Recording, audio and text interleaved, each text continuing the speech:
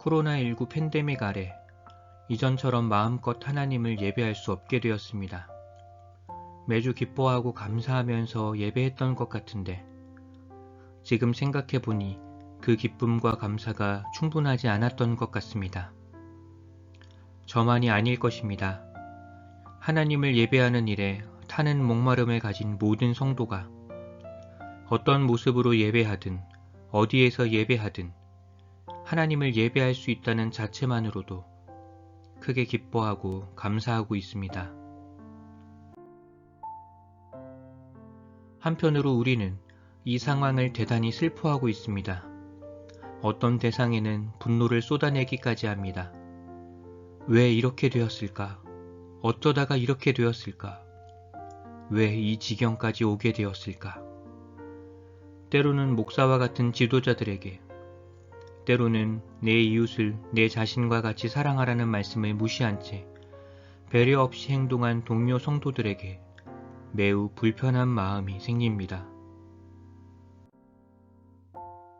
이런 상황에서 우리는 무엇을 할 수 있을까? 아니, 무엇을 해야 할까? 고민하던 중 작년에 들었던 느헤미야 강해 설교가 떠올랐습니다. 20편의 설교를 모두 모아 출력한 후 읽기 시작했습니다. 작년에도 매주 설교를 들으며 아내와 얘기를 많이 나눴던 기억이 납니다. 그때도 매주 하나님께서 깨닫게 해주시고 순종하게 하시는 은혜를 많이 경험했습니다. 하지만 또 달랐습니다. 이번에는 훨씬 더 큰 감동이 있었습니다. 훨씬 더 깊이 깨달았습니다. 탄식이 나오고 눈물이 흘렀습니다. 멈추지 않고 20번째 설교까지 다 읽었습니다. 하나님께 감사를 드렸습니다.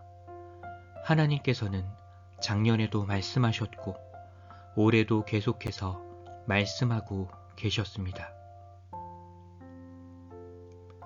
느헤미야서는 그 당시 그들에게도 의미가 있었지만 오늘을 사는 우리에게도 필요한 말씀입니다. 하나님의 성전이 훼손당하고 하나님 나라의 성벽이 무너졌을 때 모든 대적이 공격할 기회만 찾고 여러 모략을 동원해 괴롭힐 때 교회는 어떻게 해야 할까요? 당장 헐벗고 굶주린 가운데 있는 우리가 가장 먼저 마음에 두어야 하는 일은 무엇일까요?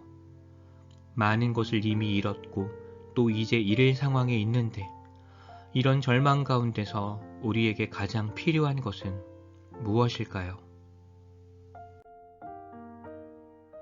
하나님께서는 당신의 나라를, 그리스도의 교회를 어떻게 회복하시고 일으키시나요? 하나님의 뜻은 무엇일까요? 우리에게 무엇을 요구하시나요? 우리에게 무엇을 약속하시나요? 아니, 소망이 있나요? 무엇이든지 전에 기록한 바는 우리의 교훈을 위하여 기록된 것이니 우리로 하여금 안위로 또는 성경의 위로로 소망을 가지게 함이니라.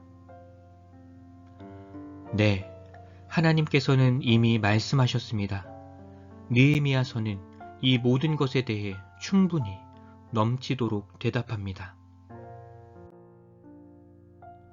저만이 아니라 교회 성도들도 이 설교 시리즈를 다시 읽는다면 큰 위로를 받으리라 생각했습니다. 성도님들도 저처럼 회개하고 또 마음을 굳게 하리라 생각했습니다. 그러나 그럴 필요가 없었습니다. 비슷한 시기에 이미 여러 성도님이 이 설교 시리즈를 찾아 읽고 묵상하고 있었던 것입니다. 독자 여러분께도 꼭 소개하고픈 마음에 자신은 한 번도 생각해 본 적이 없다고, 자신은 부족한 게 많다고 말씀하시는 목사님께 무겁게 말씀드렸습니다. 그리고 이제 이렇게 여러분께 소개해드리게 되었습니다. 하나님께서 이 책을 읽는 모든 독자분께 광교장로교회 성도들이 받은 은혜를 똑같이 더 넘치도록 베풀어 주시길 원합니다.